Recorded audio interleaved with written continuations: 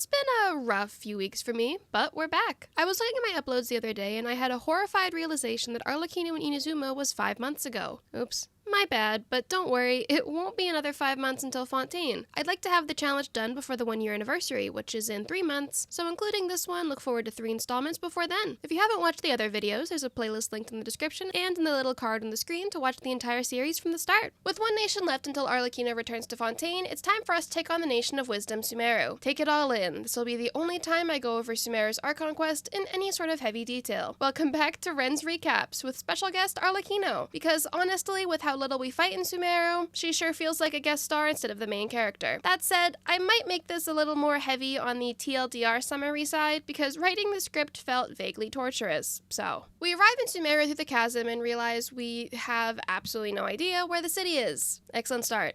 Hey! You over there! Could you give us some directions? Huh? After being swiftly ignored, Paimon suggests we follow the strange woman in hopes of finding our way to the city. No wonder she ignored us. Thus begins Act 1 of the Sumeru Archon quest. Making a quick detour to unlock the Statue of the Seven, we not so stealthily follow behind the woman. She just walked near that small waterfall and then suddenly vanished. She's literally right there. We follow the woman into a cave, and honestly, this is starting to feel a bit like a horror movie setup. Though, I'm not sure who plays the victim here. The woman being followed by a mysterious person, or us being lured into a mysterious cave. Lesson learned, kids. Don't follow strangers. Waking up from our fainting spell, we find ourselves in a strange room. Sure. Why not? We're introduced to Kale, who the real ones know from the Genshin webcomic, though honestly that feels about as canon now as Genshin on the Switch. The next day, we accompany Kale on her Forest Watcher duties, which means we finally get to see Arlecchino on the first of many Follow the Leader quests in Sumeru. Kale lore drops about the history of Sumeru and the Archons, as well as sharing information about No! Don't touch me! her own trauma. The last one was more indirect, but, well, after talking to Tighnari, we got the picture. Volunteering with Tighnari to help collect medicine for Kale brings us face to face with a withering zone. Can you imagine if the Dendrogonum were like the ones in Inazuma and didn't apply the element? Challenge runs would absolutely be destroyed as soon as Sumeru began. Luckily, that's not the case, and we can handle the withering zone completely alone. Honestly, I find that while Sumeru starts pretty slow, it's still one of my favorite Archon quests, and definitely has grown on me a lot. I've done it a few times now with challenge accounts that have already progressed, and even despite repeating it, I still really enjoy the story. After Tighnari explains how the incense actually works, we return to Hyphasia with some food and water, and get dragged into a domain by a Cabbage Patch Kid. As we go through this sort of domain, let's discuss some channel stuff. Initially, this was a completely different yap, but I re-recorded it to explain my current feelings. In my Archons Only video, I shared a video schedule that I was honestly convinced I could accomplish. Unfortunately, like I mentioned in the beginning, I ended up getting hit with the absolute worst burnout. For the first time in I don't know how long, I spent a Sunday completely work-free, and it was incredibly nice, and I realized I need to do that more often. So I'm going to slow down my uploads back to bi-weekly like I originally did, with Archons Only randomly added, and see how my progress is in like June or something. I'd like to have videos edited and be waiting to be uploaded instead of constantly chasing deadlines. Regardless, for future video plans, we have this video, obviously, and after this video will be Wanderer only in Sumeru, but there will be an opportunity to name my Wanderer for the remainder of the challenge in that video, with a prize for the person who names him, so look forward to that. Following Wanderer only will be part 1 of a challenge I've been promising for quite a long time on this channel, and Kenichi and Inazuma and Sumeru. Beyond that will be part 1 of Nouvellette finally, then Arlecchino and Fontaine, so I can finally make my next Mulanni video be both Sumeru and Fontaine. I'm trying to lock in and finish up the challenges I have going so I can get into new challenges since I have a lot of characters on solo accounts. Additionally, I'm thinking once I do Arlecchino and Natlan, after the Dane quests come out, so probably in the late spring or early summer, I want to do a full 1-episode highlight of Arlecchino only, since I do have all the raw footage from the entire challenge, which will be part of my anniversary stuff. And if I get my act together, maybe some merch or something, but that is definitely not a guarantee. If you're interested in merch, please comment with the types of merch you'd like to see so I can keep that in mind. Speaking of raw footage, honestly, I grossly underestimated how long this quest is. I wish I was joking, there was like 24 hours of footage. For reference, in Farina and Mizuki only, each of their challenges had around 30 hours of footage for the entirety of Mondstadt to Inazuma. I also spent a lot of time between the actual challenge for Arlecchino running around farming and getting as many primos as I could for her rerun, because yes, I recorded this that long ago. I'll probably do a video on all the farming and exploration eventually, so don't worry, just not in this video. After unsuccessfully fighting the ultra tanky Abyss Herald, we wake up from the dream and find some ingredients to make food for Hypatia, since we, well, dropped the actual food for her. With her blood sugar stabilized and food in her stomach, it's time for more lore dropping. Honestly, a solid 80% of Act 1 is just lore dropping that was necessary to the plot of the story, but far less necessary for me to re-summarize for you. After hearing Tighnari reject a participation invitation for a super secret project that definitely won't come up later, we get the doctor's stamp of good health and a possible lead, so it's time to finally move on and head into the city. Arriving in Sumeru City, we get our Akasha terminals, but find out that they are completely useless in finding out information on Lesser Lord Kusanali. Back to square one, I guess. Asking around the city also leads us nowhere, but we do find out that apparently nobody really cares that much about their god just not being around. The current Tevat active god ratio seems to be 25%, which is weird, considering Celestia didn't seem to appreciate Conria not having a god. Moving along, we meet Dunyarzad, who is the only person so far who actually cares about Lesser Lord Kusanali. Does she know how we can meet her? Well, no. Instead, she does some more lore dropping, and I'm going to be so honest, anytime there is a big information drop, I'm just going to skip it for this video, because I am absolutely the last person you want summarizing Genshin lore. Sumeru and Fontaine have been without a doubt the best stories so far. I can't speak on Natlan because I haven't finished it yet, but they are also incredibly plot-heavy, which makes summaries like this pretty difficult. After heading to the tavern to hide with Dunyarzad, we meet Dia. Based on her job as a personal bodyguard and mercenary, she must be a super powerful and meta DPS, right? Hold on, what's that? Her kid is what? Well, moving on. Our next stop on the Sumeru City tour is the Grand Bazaar, where we meet Nilou, who still has one of my favorite designs in the game. One day, I will do Nilou only. Mark my words. Will it be torturous? Probably, but well worth it. Nilou and Dunyarzad share the plans for a festival honoring Lesser Lord Kusanali, and again, a lot of history about the holiday itself. Those brilliant purple flowers became her dazzling stage.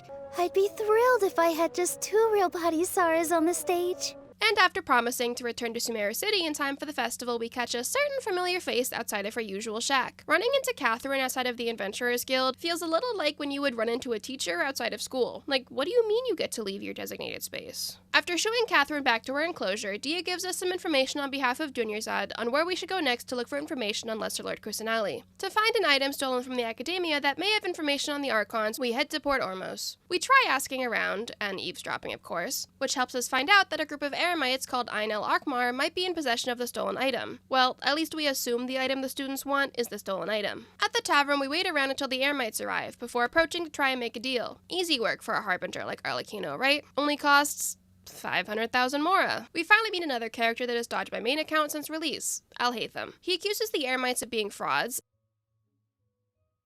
and gets us our Mora back with a promise to finally battle in a week's time. I guess if we've waited this long, we can wait a bit longer for a good fight. Though, calling it a good fight might be a heavy assumption. Once the Eremites leave, we follow Alhaitham, and we're told about a merchant who might actually be able to help us. This is starting to feel like we're trying to find the One Piece. Do we know what it is? No. Do we know where it is? Also no. Do we even know if it will help us find Lesser Lord Kusanali? Still no. Yet we're still willing to throw 500,000 mora to the wind for it. Maybe Paimon wasn't so far off when she said this in Liyue.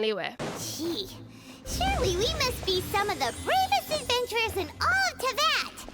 That or the stupidest. At the discovery of how little we actually know, a dumbfounded Alhaitham realizes we're not threats, just stupid. Relatable. To help us put the pieces of information together, he shows us a knowledge capsule, which is apparently the thing we're looking for. Good to know, because I would have just assumed it was a funky lamp and walked past it if I came across one on the street. Alhaitham also realizes what we lack in knowledge we make up for in sheer will. Meaning the sooner he gets us in the right direction, the sooner we'll leave him alone. Truly an introvert's worst nightmare. We're told to go find Dory, a traveling merchant who might have the information we need if the price is right. That was the exact same thing we were told about the Eremites, but since Alhaitham is visibly not an NPC, he must be telling the truth this time, hopefully. I'll be honest, I had to take a picture of this on my phone and reference it the entire time. I definitely improved in future Sumeru runs, but this one was just a bit of a struggle. Even with the photo reference, I still messed it up, more than once. After a few failed attempts and running away from Invisible Matra, we finally get to meet Dory. Alhaitham encouraged us to spend everything, and who am I to reject free spending?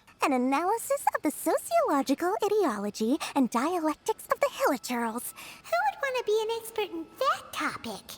After buying a handful of knowledge capsules for no other purpose besides getting on Dory's good side, we get a bonus capsule for ourselves. Well, so long as we spend another 100,000 mora. Having spent enough mora to crown a talent, we return to Alhaitham to see if our hazing is done, and we can finally learn about what the Academia lost and if it's actually what we're looking for. He shares that the Academia lost a divine knowledge capsule, which can give us the wisdom of the gods. I don't know if that would necessarily help us find our twin, or Lesser Lord Kusanali for that matter, but hey, a questionable lead is better than no lead. Having bought a knowledge capsule for ourselves without any idea how to use it, we enlisted Alhaitham's help. I don't know if I'd consider this a full fight since we one-shot everything, but we also only had the domain at the beginning and the withering zone right after, so I guess I'll take what I can get. A chance to even use Arlecchino is better than nothing. His overall fighting performance increased by 0.073%. Ironically, that's about how much I've improved after replaying the Genshin Impact Archon quests half a dozen times. My favorite part of this is the fact that prior to Sumeru's release, you could only move the clocks forward 24 hours, but with the introduction of wait 2 days, instead of giving us the option to speed through this, they make us sit here staring at the sun rising and setting for double the time. Thanks, Hoyo. Meeting up with Dory again, we find out about the whereabouts of the Divine Knowledge Capsule, after spending more of Alhaitham's money, of course. We discover it was purchased by the very same Eremites we'll be confronting in a few days with Alhaitham. Well, at least it saves us a trip. After several hours, it's finally our chance for a real battle. At least, that's what I would say if it was anyone but Arlecchino. With Arlecchino, especially because I didn't level up the world level yet, it was really just a brief repose from the dialogue and lore dropping. We trigger the first of many top-tier cutscenes in Sumeru, and with that, we have successfully completed Act 1. Luckily, Act 1 is the second longest of the Sumeru Archon Quest chapters, and debatably the slowest, so with this complete, we've got a solid bit done. I don't necessarily have any issues with Act 1 despite how it may sound. What can I say? I live to complain. I feel like Act 1 does a great job of introducing us to most of the main cast of this Archon Quest and sprinkling in the conflicts that will arise. Info dumping is unfortunately a necessary evil that can make or break a lot of stories and walks a very thin line between boring someone and leaving someone with too little information and confusing them later on. I think Genshin greatly improved on this after Inazuma and did a tremendous job with storytelling in Sumeru. It's just tough to summarize it now in a way that's entertaining to you guys while also still retaining the fact that this is an Arlecchino only playthrough. Moving along, we return to Sumeru City to begin the Sumeru Festival and start Act 2. I know a lot of content creators especially dislike this part of Sumeru, but honestly it's one of my favorite Archon Quest chapters. That said, I'll probably skip most of it during future playthroughs since, well, we barely see the playable characters during this quest. So enjoy it while you can.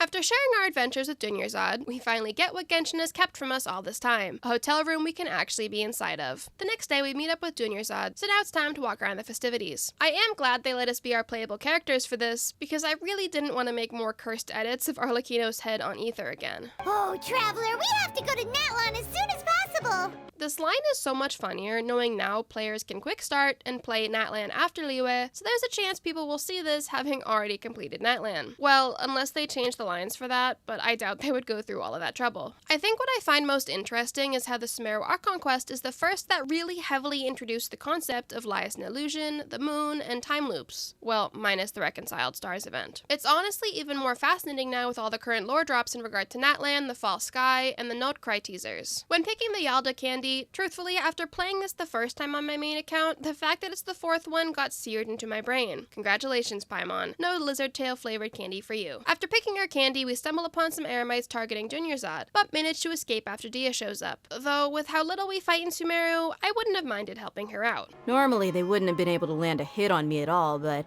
I'm still getting used to this new greatsword.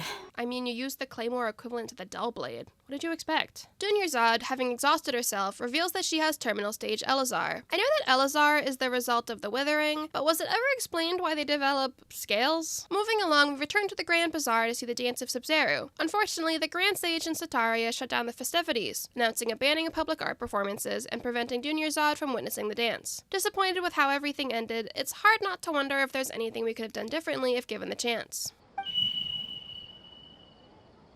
The next day, we meet up with Dunyarzad, so now it's time to walk around the festivities. I am glad they let us be our playable characters for this, because I really didn't want to make more cursed edits of Arlecchino's head on Ether again. Wait, have I said that before? When picking the Yalda candy, truthfully, after playing this the first time on my main account, the fact that it's the fourth one got seared into my brain. Congratulations, Paimon. No Oni Kabuto flavored candy for you. Something feels a little off, so we part ways with Dunyarzad to go to the tavern. However, despite eating something we typically would never eat, the lingering deja vu feeling remains, and it even feels like we've tried doing this already. Maybe we just had a really realistic dream last night, or something like that. Leaving the tavern, we notice Dunyarzad sitting alone on a bench. She explains explains to us that after we left, she ran into kidnappers. Luckily, Dia took care of them, but she got hurt in the process. I don't know what she expected with the claymore equivalent of a dull blade. Wait, how do I know what weapon she used? Regardless, after arriving with Dunyarzad to the Grand Bazaar, we find out the Grand Sage has shut down the festivities, preventing Nilou from performing her dance of Sub-Zero. It's so disappointing and feels like nothing we could have done would have changed the outcome. Wait, did we do anything out of character?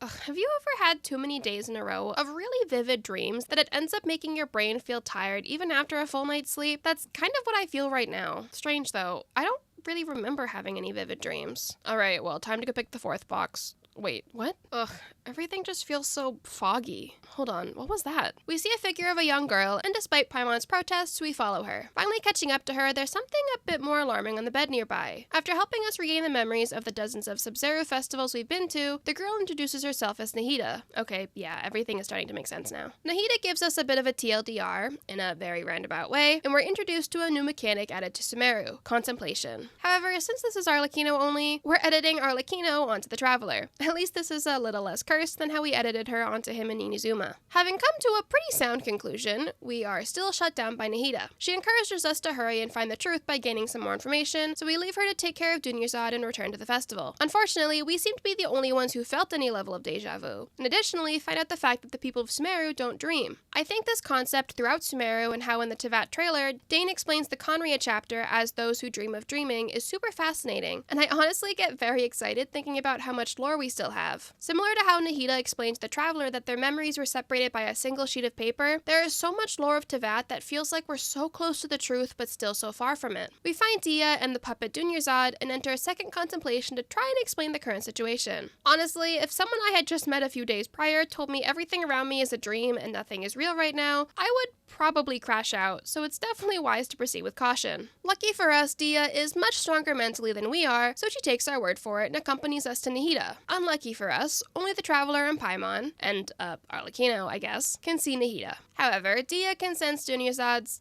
aura or something. I can sense her aura. Oh, that was actually a joke, but cool. So she at the very least believes that we aren't messing with her. After explaining the full situation to Dia, she points the suspicion towards the sages, which, honestly, yeah, that tracks. Continuing the trend of Genshin creates a new mechanic and proceeds to include it ad nauseum, we have another contemplation segment. I don't hate this mechanic, it's actually a really cool way to let us, the player, try to piece together the truth instead of just telling us everything, but 3 times in like 10 minutes is a little much. With our conclusion about the Akasha causing all the mental fatigue, Dia deduces that the sages are taking the term big brain way too seriously by turning the entire populace of Sumeru City into one massive brain. We take off our Akashas to try and outsmart the sages, but unfortunately we're no competition for Teyvat's biggest brain and hear the dreaded beep, resetting the day again. You know, this quest feels so long when rewriting the script than it does playing it. We are literally only halfway through Act 2. This time, we skip straight to when Nahida returns our memories. She explains we're basically lab rats, which, ouch, and introduces herself as the Moon. We go find Dia and puppet Dunyarzad, but this time, Dia is able to fend off the kidnappers without getting injured. Thinking we were finally successful in breaking out of the samsara, we let the rest of the day play out as it usually does. This time, though, after leaving the festival, we return to Nahida and the real Dunyarzad. After some dialogue, and incredibly questionable analogies from Nahida, we return to our room.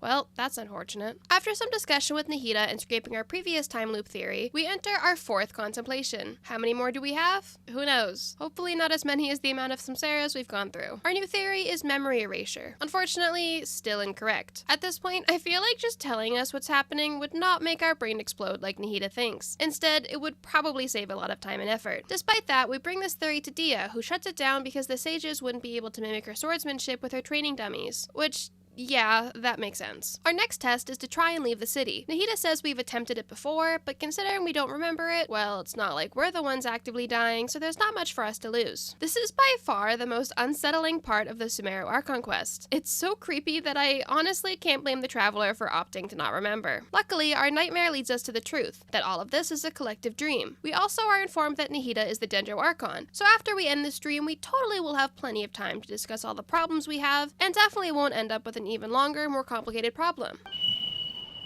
Unfortunately, by the next day, we find out we took too long in discovering the truth, and Dunyarzad's consciousness has disappeared from the samsara. However, with no time to mourn our friend, Nahida informs us that we need to track down the host of the dream and make them aware that they're dreaming, which honestly is kind of freaky, but whatever works, I guess. First, we go find Vihar and find out the reason he wore this goofy hat was thanks to his crush on Dunyarzad. Yeah, that makes a lot of sense, actually. Unfortunately, he isn't our host. Before we can try to find the next host, we hear Dia, and for the first and only time in Act 2, we actually get to fight.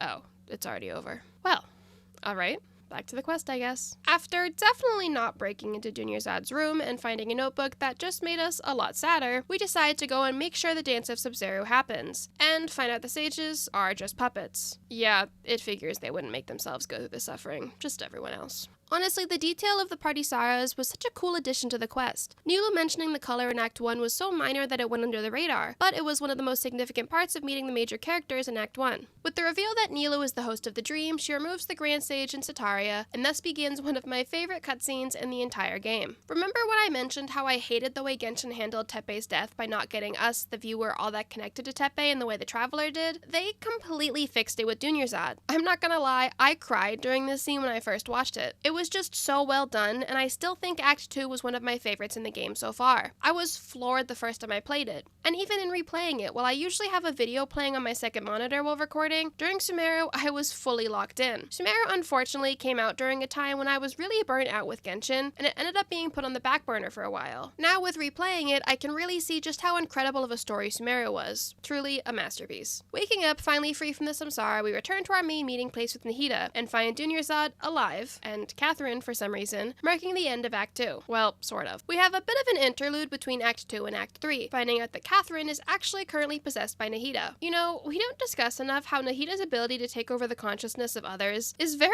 much a villain power, and it's a good thing she's, you know, normal. Well, normal-ish. Anyways, after a whole lot of Natlan farming in an attempt to get constellations for Arlecchino, we return to Sumeru to start Act 3. Luckily, Act 3 is the shortest of the Sumeru Archon quests, excluding Kari Bear, with Act 4 a close second, both making up for the fact that Act 5 is nearly 4 hours long. But we'll cross that bridge when we get there. Act 3 begins with us going to the Adventurers Guild to find some work while we wait to hear back from Nahida. That said, we aren't waiting that long, because as it turns out, Nahida is back taking over Catherine. Please attend the Academia's Academic Symposium this afternoon and recite a love poem on stage. Well, it depends. Who am I writing the love poem for? Actually, still no. Can you imagine going to this super formal conference of scholars and just... Roses are red, we ended the samsara, but my love still shines as bright as a star. Honestly, I was debating which Genshin character to dedicate that to, but there was only so much cringe I could handle, so. Anyways, after the Traveler finally realizes it's Nahida, she updates us on her long nap and Dunyarzad's condition. We decide we need to prioritize investigating the sages, so we steal Catherine from the Adventurers Guild. Something that's super cool in this quest is once you start hanging out with Catherine, you can't find her at the Adventurers Guild. It's a little detail, but it makes all the difference. To find out what the sages were trying to learn through the massive samsara, Nahida suggests we guilt Sataria into being a double agent against the academia, because truly, nothing stings quite like religious guilt, and I say that from experience. To do so, we get to know the shop owners around the marketplace. Unfortunately, I was absolutely not paying attention while doing this, which was shown when it was time to take over the shop owner's consciousness. Also, I love how not subtle Paimon and Catherine are. Like, please be serious, she must have seen the sparkles if nothing else. While stumbling our way through the identity tests, we find out that the resurrection of King Deshret that has been spreading around the Eremites is a lie that started with the academia. And in her panicked guilt, Sataria also mentions an expelled outcast has returned to the city. What level of insane do you have to be to get expelled from the academia? Ah, the triumphant hero returns at last. And to a rather spectacular welcome, even if I do say so myself. You're the outcast, expelled from the academia. Indeed I am. Although these days they tend to call me the Doctor.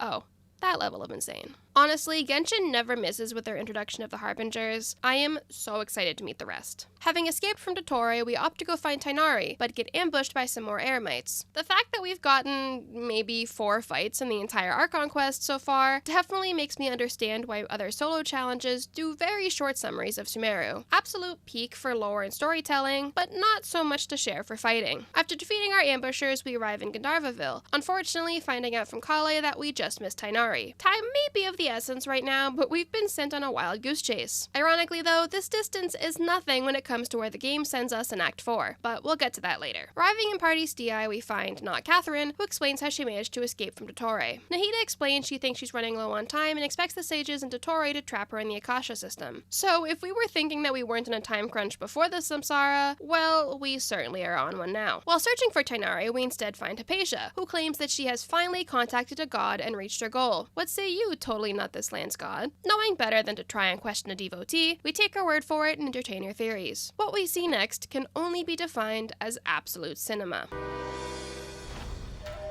The first to betray me was a god. Scaramouche's story is superior, argue with the wall. Having been exposed to Peak, the Traveler and Paimon are at a loss for words, which Hypatia takes as us thinking she's fully lost her marbles. Which, I mean, she has, but can't blame her for it when Scaramouche is involved. A valid crash out. We trigger another cutscene, and you know how sometimes you find bruises, and you're like, what happened? Where did I get this? I imagine that must be how Catherine feels anytime she regains her consciousness from Nahida. After witnessing the mysterious robot, probably unrelated to Scaramouche's backstory, we just...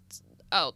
No, just kidding, it's completely related. Anyways, after witnessing that, we find ourselves with Tighnari. I guess even though we didn't really do it, our task was completed, so Tighnari shares a riddle from Nahida that I'm certainly glad the Traveler understood because I know I wouldn't. Does this mean that this Nahida you're talking about, the consciousness who was occupying the Traveler's body, is the Dendro Archon? I mean, who else would be able to do that? You're a scholar, let's put our thinking caps on here. Do you have any evidence? No.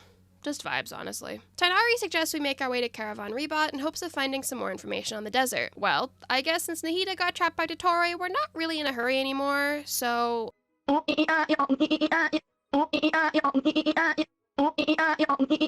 Back on track and having arrived in Caravan Rebot, we run into everyone's favorite buff nerd, Alhaitham. Should I do a solo run for him? Well, if he, ever runs again. Speaking of running, he helps us escape from some more Eremites, which, again, I wouldn't mind fighting, considering, before offering to accompany us to Aru Village. Time for another cutscene, and honestly, all I could think about during this was how much Cyno's character perception has changed. Firstly, I remember how crazy this scene was, knowing how long we've been waiting for Cyno. Beyond that, though, it's so hilarious to me how Cyno went from this super serious, scary fighter to just bad jokes in Genius Invocation TCG. Despite Dia's efforts to mediate, if you'd call it that, the only thing that actually convinced Cyno and Alhaitham to break up the fight is a literal sandstorm. I'd say an act of God, but Sumeru's god seems to be a little tied up right now.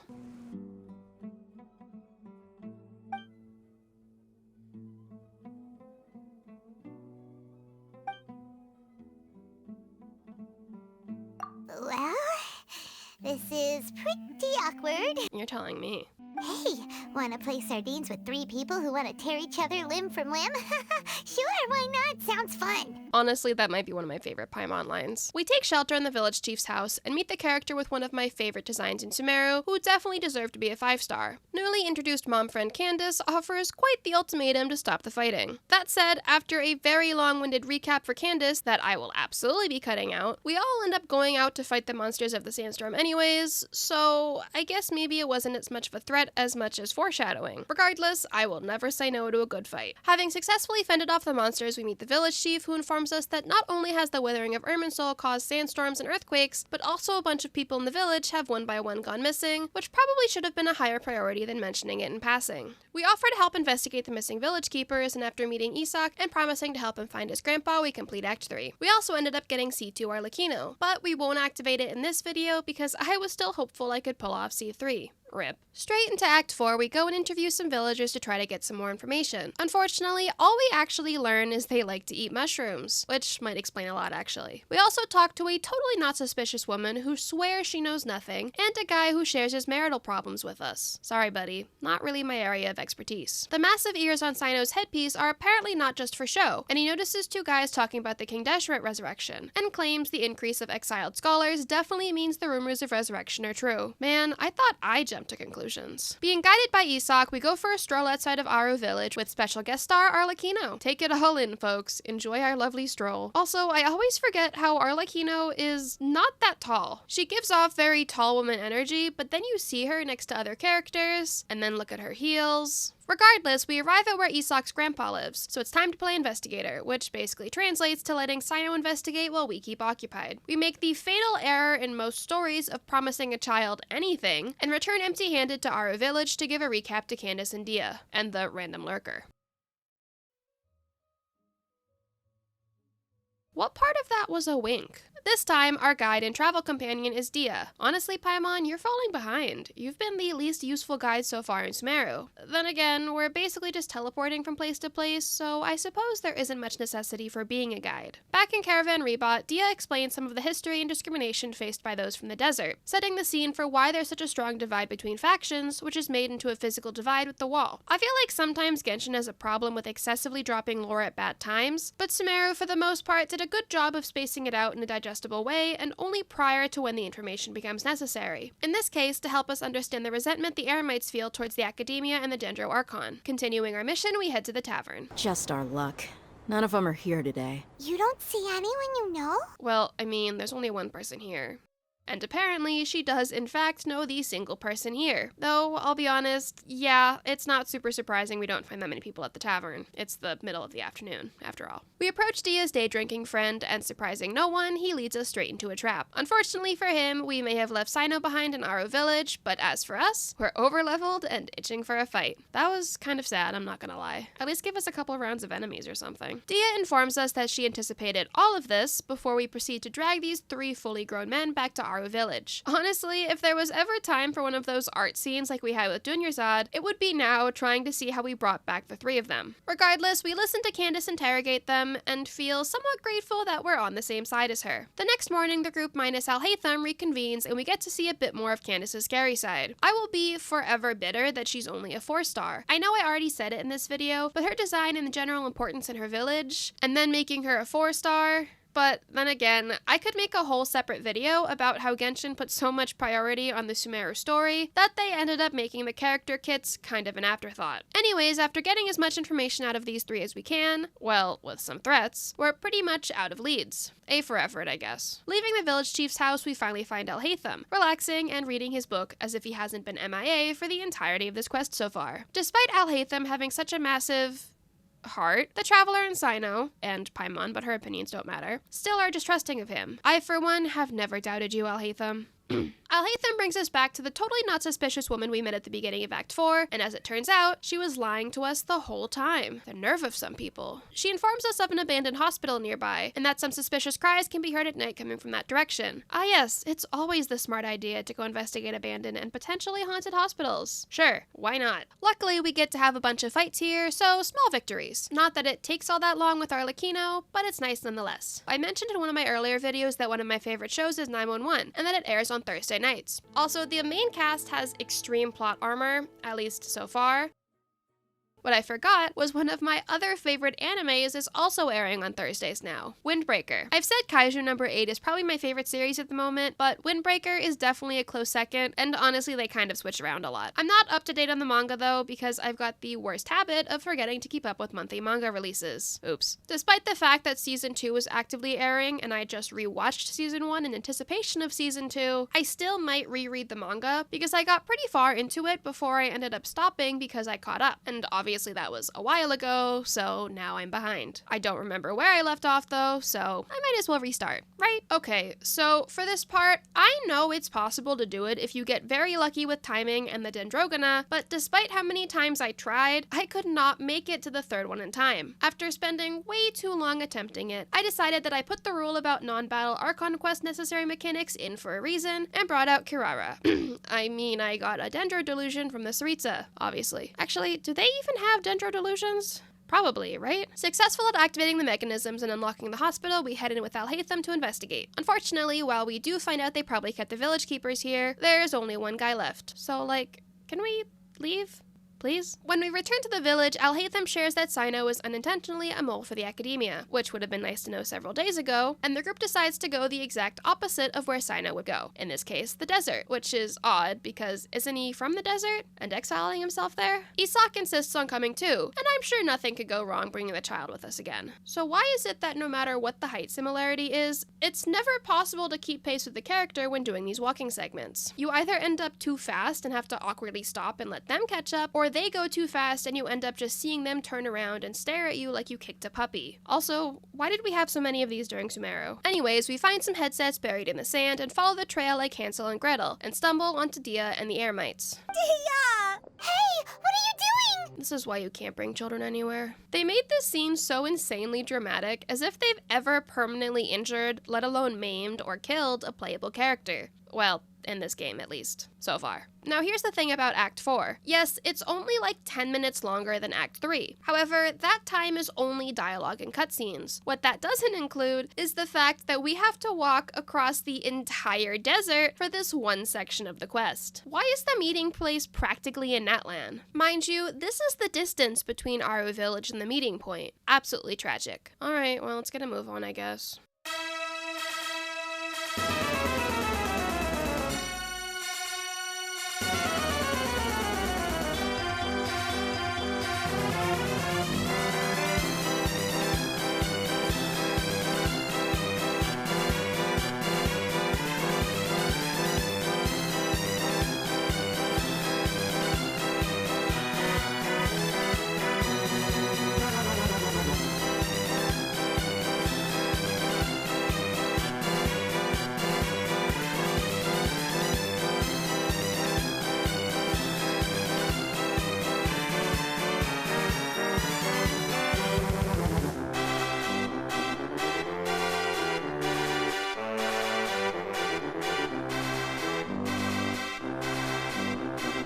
You know, as much as I love the Sumeru Archon quest, the vast nothingness of the desert and how giant it is was definitely a huge part of my first Genshin burnout phase. I still have very little exploration in the desert on my main account because I hated it. Which, thinking about it now, getting to 100% in the desert for my Archon's only account will definitely be, well, it certainly won't be a good time.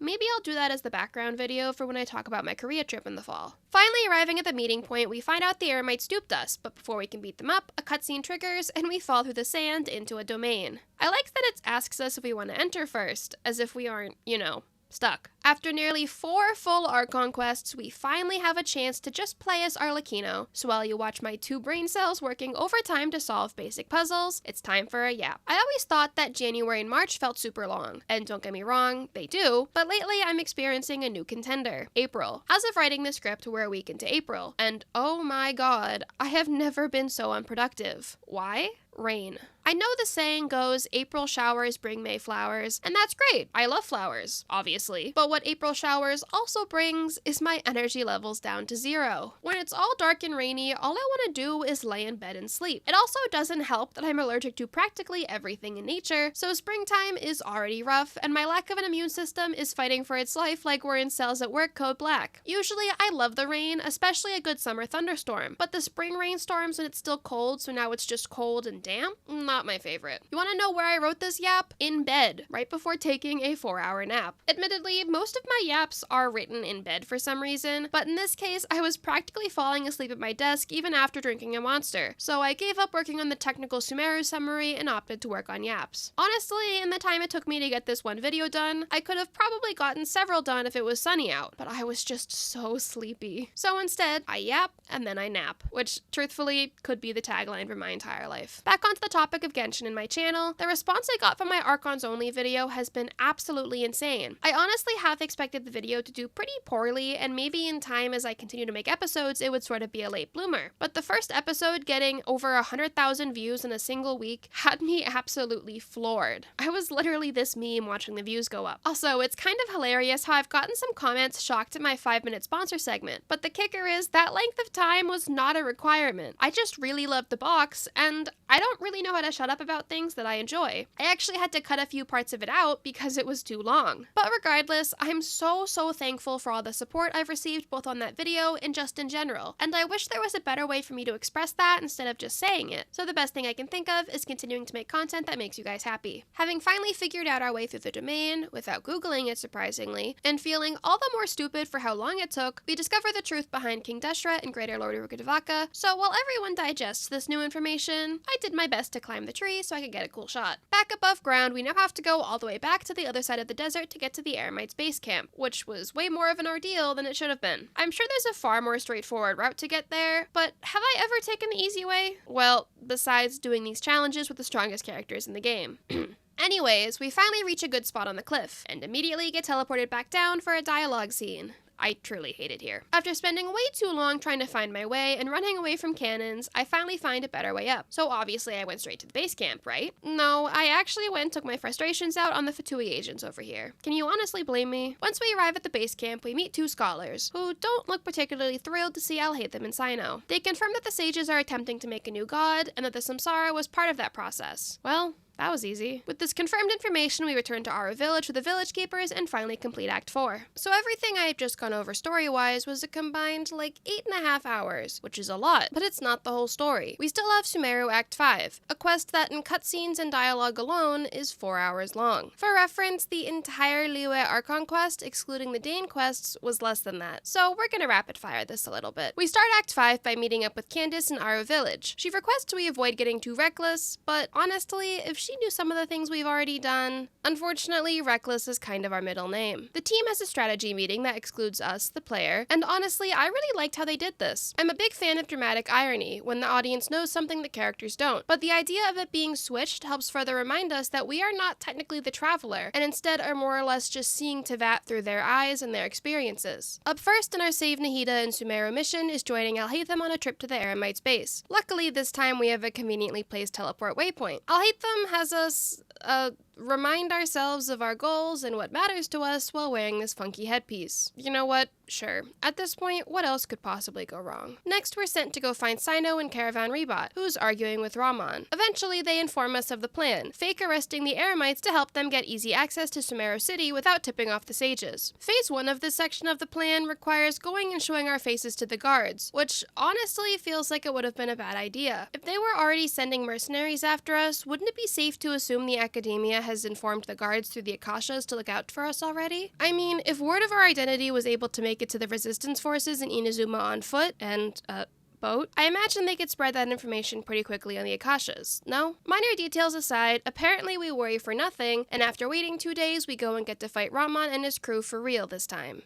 Sort of. Next, it's time to go find Dia so we can convince Tighnari to join in our plans. Returning to Caravan Rebot, she teases us for being late, but in my defense, I didn't know we had a schedule. Regardless, we make our way to Paradise Di to find Tighnari. Apparently, the magic word for Tighnari's trust is Sino, because as soon as we mention him, Tighnari gives us his full support. Well, I suppose I wouldn't want to face an angry Sino in battle if he found out we used his name to take advantage of Tighnari, so I guess it makes sense to assume that we're being truthful. Tighnari informs us that Dottore has just left, having tried to take Hypatia back to Snezhnaya for treatment. I say treatment in air quotes because, well, if you know Kale's backstory, you know all about Dottore's treatment methods. For whatever reason, we follow Dia for a little while we head to Port Ormos, but only until arriving at the empty Fatui camp. Then we just teleport. Yeah, this didn't really make sense to me either. I get that Dia is using her mercenary skills, but like, where else would he have gone if he's leaving, if not the port? Okay, so confession time. When I first played this on my main account, I took the goal of get close a bit too literally and spent so long trying to get onto the boat next to Dottore or on his boat. Ironically, I did the same thing here. It never occurred to me to look to my left and awkwardly hide behind this wall. I mean, to be fair, when you say get close, why would I think, oh, let me go further away? But whatever, I guess. After sneaking around, Dottore gives us a wave before leaving, informing us that we came all this way for absolutely nothing. The good news, though, is we get another fight scene, and this time it's actually a good fight. However, after several rounds, Tighnari sends us to check on Hypatia. What occurs next can only be described like a previous cutscene. Another piece of absolute cinema. Hypatia may be his first follower, but I will be his second. I mean, anyways, after I grin at my screen for several minutes, Scaramouche triggers a lightning storm, channeling his mom a little, which catches Tighnari. I know this is supposed to be serious, but watching Tighnari affected by the lightning is oddly entertaining entertaining to see. Though, apparently Tighnari got lucky because the rest of the lightning, well, was less gentle with the Fatui agents. Regardless, Hypatia is safe, and Tighnari isn't going anywhere anytime soon, so we mark this section of the mission as a success, meaning it's time to head to the Grand Bazaar to get the main section of the plan underway. Meeting up with Alhaitham again, it's time to enter the Hornet's Nest, quite literally, and in true sneaky fashion, we just walk in the front door. At least this time it's not a stealth mission. I guess only one of those per nation. We're immediately stopped by a scholar who clocks us as not being scholars, which rude. However, Alhaitham brushes him off and gaslights him into letting us pass. Whatever works, I guess. We attempt to be sneaky. Well, I don't. I go look for the chest somewhere around here that has a bunch of Mora. But unfortunately, Grand Sage Azar was not nearly as busy as we anticipated him being and catches us. So, what's our backup plan exactly? Anyway, I've brought them to the Academia as ordered, but it took some time and trouble. Alhaitham? So you're still on the Academia side! Oh, alright then. Plan B, lying, also doesn't work, so instead Plan C is activated, going completely insane. Well, at least it gets us this cool cutscene. After Paimon makes our ears bleed, we the viewer find out everything that just occurred was actually a part of the plan. That's a little too big-brained for me, but it worked, so a win. Our current task is finding the best location to connect to Nahida's consciousness, and I have no idea how I managed to find every spot except the right one, but this took an embarrassingly long time. Oops. Nahida is deep in self-loathing, relatable, but after the Traveler has more voice lines than in the rest of the game combined, we free Nahida from, well, herself, and now we just have to wait for the others to complete their tasks. Suddenly launched out of the Traveler's body and into the point of view of, Celestia, I guess, it's time to see the rest of the team in action. Up first is Nilou, and there's something so depressing about the fact we get to have Nilou as a trial character and have absolutely nothing to fight. At least we get to see how pretty she is. This isn't the way to the Academia. Better stick to the plan.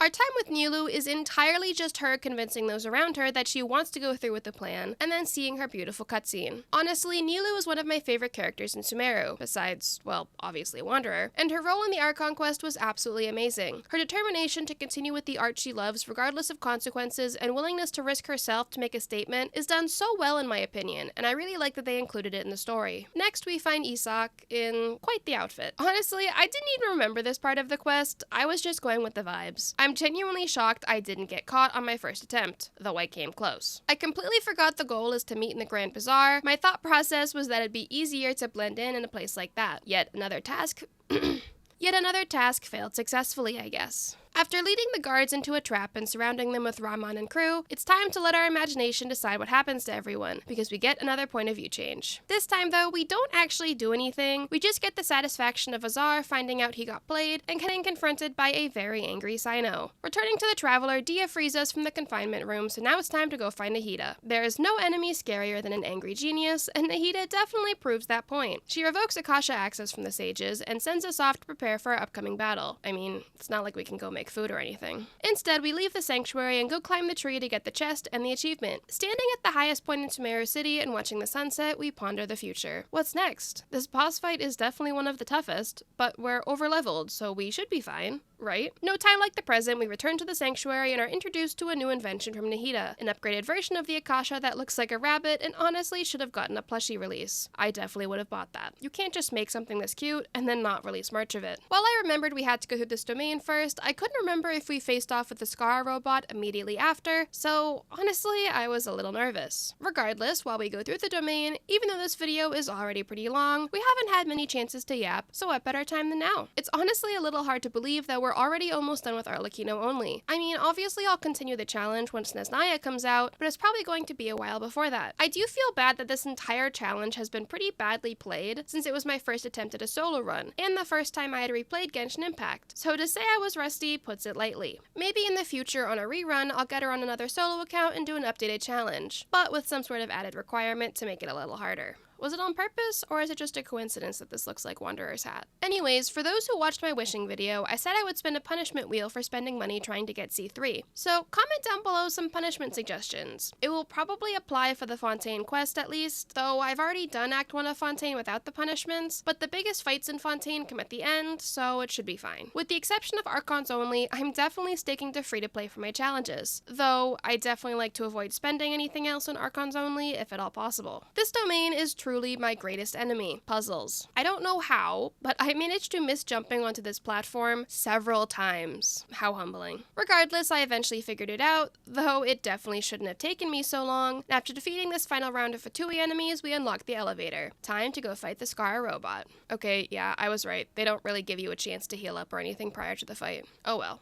Nahida wouldn't feel the same things as you! Do you not realize that you are interrupting a conversation between gods? Lowly creature, know your place! Scaramouche, I was not aware of your game. Actually, I was, but it's nice to hear regardless. Totally not related to the appearance of the Scaramouche robot. One of these days during a yapping video, I'm going to invite my 2 friends on, and we are going to do a Hear Me Out cake, because we have been wanting to do that so badly, and we have some pretty atrocious choices. Or maybe I'll make it an event on Discord, which, by the way, I finally commissioned to get set up, and it's almost ready. I spent a solid 3 hours trying to figure out setting up a welcome bot, and it kept looking really ugly, so I gave up. Graphic design is not my thing, unfortunately. I know how like the moderator bots and tickets and generally the rest of Discord works, but setting up a server was never something I actually learned how to do. However, once it's all set up and I get some more emojis, I'll be able to open it for the public. I started out thinking I was in for an easy battle considering how quickly I took out Phase 1, but unfortunately, Phase 2 definitely humbled me. Back on the topic of the Discord, after getting it set up and pretty, I finally figured out how embeds work and everything like that, so I've just been working on adding my own little personal touches to it. In terms of bots, so far I've only added Dank Memer because I saw a few posts suggesting it, and it seems like a pretty chill bot. Otherwise, future bots will probably be determined based on community suggestions. Once the server is up and running, I'll look into planning community nights and such, but I don't want to put too much on my plate at once, so I'll start things out slowly. I love this cutscene so much. The idea of having trapped Scaramouche into Samsara to defeat him, and then asking all of Sumeru for assistance. Like I said, Sumeru has absolutely phenomenal writing. Finally, time for a second phase we can actually damage. I quickly found out that the fact I don't battle this boss often on my main account became an issue in an unexpected way. The controller commands to use the sigils kept opening up on my menu instead. I play on PC, but I play utilizing the game's controller compatibility. Using an Xbox controller, the LB button opens up the shortcut wheel. However, the LB button is also used to transport along the 4-leaf sigil. I have no idea why this kept happening because I've never noticed this issue before, but it definitely caused me panic and struggle. I quickly found out that, unfortunately, Arlecchino can't reach these unless she activates her skill, and her cooldown takes way too long. The worst part is as soon as Arlecchino's skill refreshed and I was able to destroy the last one, it was too late. Now, obviously I'm able to revive Arlecchino, but healing foods can't be used on her at all so long as we're actively in battle, even if she's not on the field. Trust me, I tried. Since she had to be revived, she has no energy accumulated to use her burst, and there's not much of a way to collect energy when you're doing everything to dodge and can't get hits in. Despite my efforts, Arlecchino was a dead man walking, and before long, she took another fatal hit. Time to try again. After repeating the initial cutscene, Phase 1, the other cutscene, Tanky Phase 2, and the third cutscene, we're finally back to fighting actual Phase 2. So, how did I handle the impossible to reach Nirvana engines? Well, I didn't. Look, I don't want to hear it. Nahida didn't actually fight, so it's basically like in Pokemon when you use a substitute. It's fine. Anyways, after his shield is broken, it's incredibly easy to defeat him, so thank you Nahida for your worthwhile sacrifice. This is such an incredible scene. It's so insanely good, and I give all credit to his voice actor during this. I began to pass out, and my head hit the wall.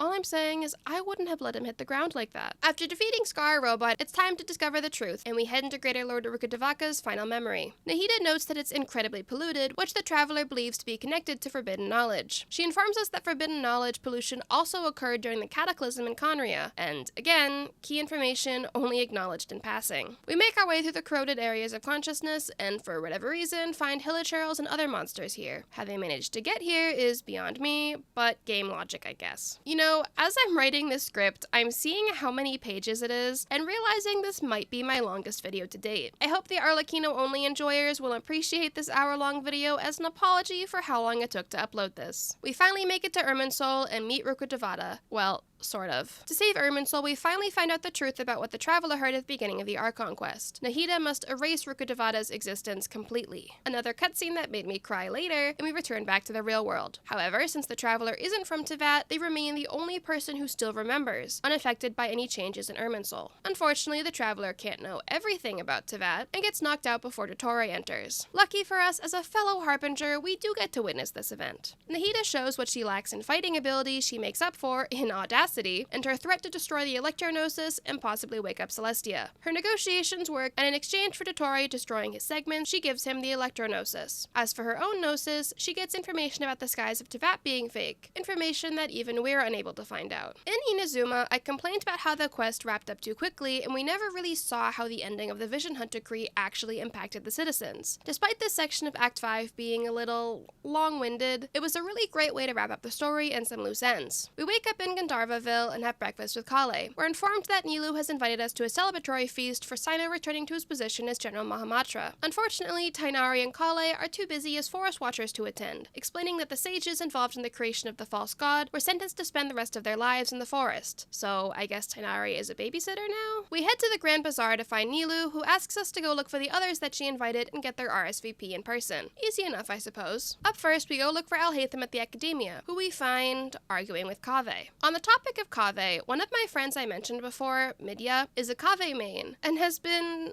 well, forcefully suggesting that I do a Kaveh-only challenge. What are your thoughts? Regardless, we watch in amusement at the absolute manifestation of they were roommates. Oh my god, they were roommates. Live and in person. Alhaitham shares that he rejected the offer to become the Grand Sage, but he does accept the invitation to the feast, so our job here is done. Time to head to Port Ormos. In Port Ormos, we find Dia and Dunyazad, and discover that with the cleansing of Irminsul, all cases of Elazar are completely cured. We also find out that Dia plans to return to her life as a mercenary, but at the moment, considering they've been out and about constantly, they missed the invitation. However, they also agreed to attend the feast, so all that's left now is the guest of honor, Cyno. Well, and Rahman, but we know he's probably in the desert. As it turns out, Cyno is there too, so our final stop is Aru Village. We find Cyno, but before we can invite him to his own feast, Rahman and Sataria arrive. Well, that saves us another trip to the Eremites camp, I suppose. Sataria shares that she'll be leaving the Academia to become a teacher in the desert to help her people. Because of that, Sataria and Rahman are too busy to attend the feast. However, Cyno agrees to attend, which is good considering it's, for him. Successful in our job for Nilou, we return to the Grand Bazaar, fast forward the time, and attend the feast. We find out that everyone has forgotten Greater Lord Rukkhadevata, but opt to keep the information to ourselves. I do like that this is probably the first major turning point for the Traveler's desire to become the one who will tell the story of Teyvat and remember everything, which we start to see a lot more as we further progress in the story. After we wander around and talk to everyone, Nahida takes over our consciousness, thanking everyone in person. Well, sort of. Wrapping up the Archon quest, we go find Nahida at the Sanctuary to get our sneak preview of our next nation. Not that Arlecchino really needs that. And also find out about the term Descender, which is apparently what we are, but not our sibling, because that totally makes sense. With that, we have completed the Sumeru Archon quest. Initially, I was going to include the Kari Bear quest in this video, but we are currently on page 27 of my script, meaning this video is definitely going to end up being around, if not over, an hour long without that. However, I really enjoy the Kari Bear quest, and I don't want to just skim over it for the sake of wrapping up this video. So I'll make a short additional video like I did with the Chasm. When will I upload it? Well, I don't know, honestly. I might just post it without any warning at some point after my Wanderer Only video. Or maybe before Wanderer Only. I'll see how it goes. Regardless, if you stayed all the way to the end, comment a flame emoji for Arlecchino. I loved seeing who stayed until the end with the Farina video emojis. It really made me happy knowing so many people are willing to stay all the way to the end through these long videos. As always, a special shout out to my channel members, and oh my goodness, I'm going to have to start shrinking the font I use so I can list everyone. I appreciate each and every one of you more than I can say. If you're new here, which you're probably not because this is like the 5th video in this series, but just in case, be sure to give this video a thumbs up as well as subscribe and hit the little bell so you never miss an upload. Until next time!